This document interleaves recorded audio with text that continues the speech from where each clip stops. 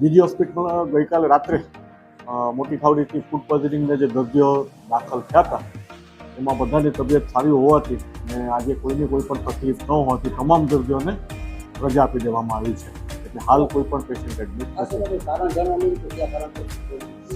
જે હિસ્ટ્રી પ્રમાણે જે છે કે ખાવાની વસ્તુમાં ગરોળી પડવાથી અમુક લોકોને ઉલટી નહીં ચાલુ થઈ એવું જાણવામાં આવે છે. એનાથી વિશે કંઈ હોય એવી શક્યતાઓ છે.